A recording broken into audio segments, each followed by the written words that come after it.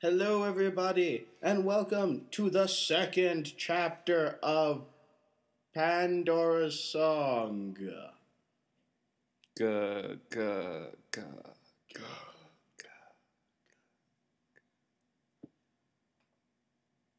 And we are here today bringing you. It is your channel, after all. You should do most of the talking. Oh, shut up. Okay, anyway. So, Pandora's Song was written by Plink. Alright, you have to show me where the name is. The name is like right here, dude. Oh, I see it. This time I see it. We didn't have to, get face to face with the screen. Or P-Link, maybe. Like, P. Diddy or something like that. Anyway. It's not capitalized. Okay, fine. Rated M. It's English. It's in horror and romance.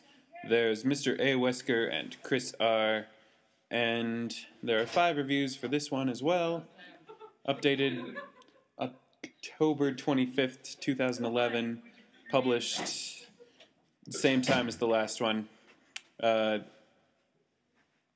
July 17th, 2011, right? Yes, July this. And there is an ID, 7189761. Okay, and now, one of the problems with this fic is that it's written over 3 different master files, and is essentially 2 stories. I could have released them separately, but then it would be a challenge. Huh, like we don't want one of those. That and the majority of what's been written is sex or violence. Ones I'm not sure that I can release due to content. I regret that now. Oh well, and that was basically the oh hell. That was the foreword from the author. Trigger warning: drug use, stalkers, a fair few swear words due to Susan, and possibly OOC-ness. If it bothers you, please let me know. This chapter is actually quite fun to write. Don't forget the nuclear. Nucular. And die in a fire. If you wake up on fire in the ditch, it wasn't my fault. It was his. No, it wasn't. Okay, maybe. Anyway, Pandora's Song, Chapter 2. Peon interrupted. Present day.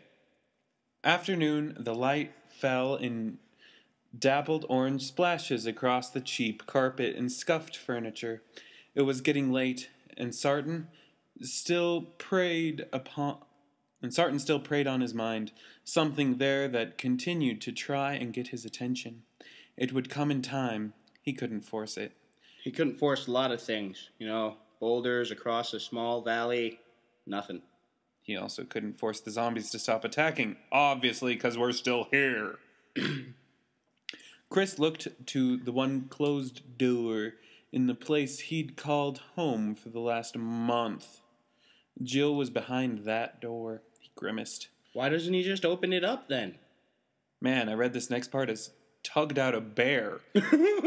tugged a beer out of the fridge and slammed into the second of the 2 couches, the one he'd gotten used to by habit.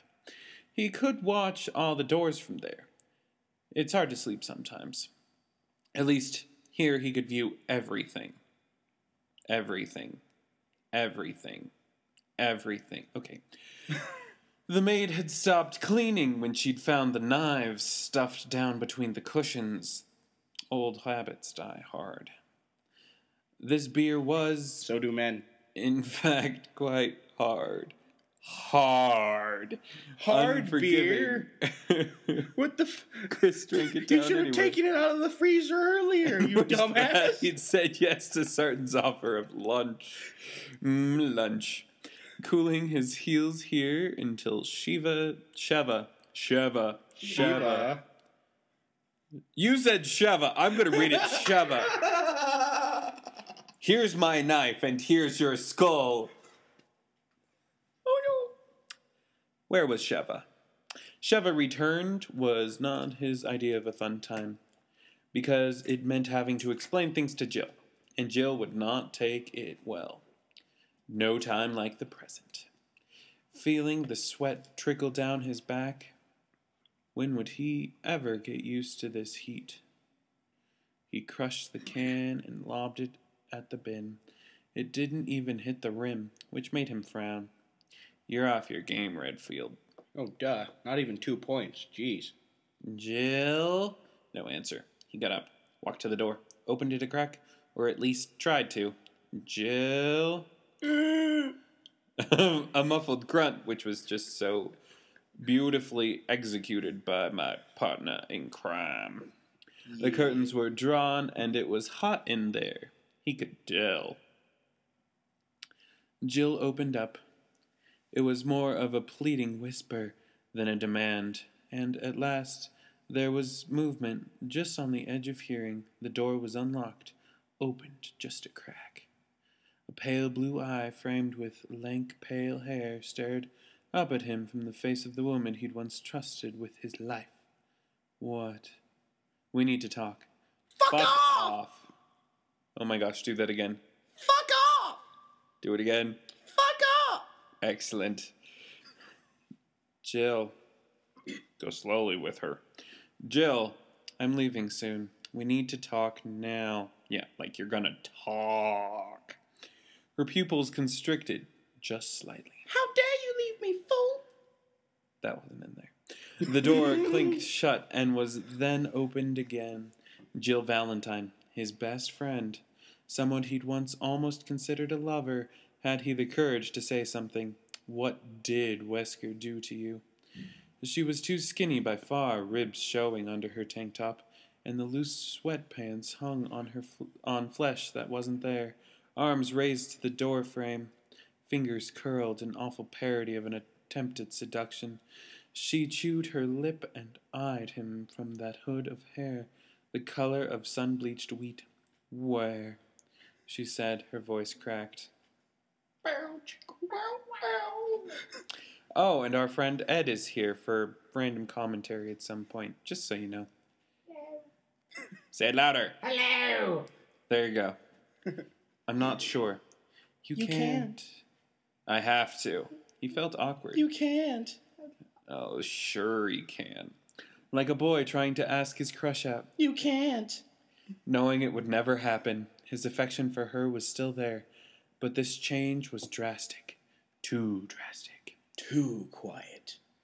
The BSAA needed me to track something down. You can't. In return, they're going to get you the proper medical attention. No. Jill. No. Baby. No. She grabbed at him. Her grip was strangely weak, her face pressed close. She smelled of vomit. You can't. Sorry. I could just imagine it. There were needle marks on her arm. Shit. I should have known. I don't It was want... all over her. I don't want them. I need it. I need it here. They'll take me off of it. I can't come off of it. You don't know what it's like. You can't. It took all the effort in the world not to crush those fragile, once beautiful hands. She chewed the nails off. You need help, Jill. I don't need help. I need my fix. I need caffeine. All right. Fucking caffeine. All right. Where's the Starbucks? Really, really fast here. I don't think people that are that high will know how to say the word fix in relation to what they want.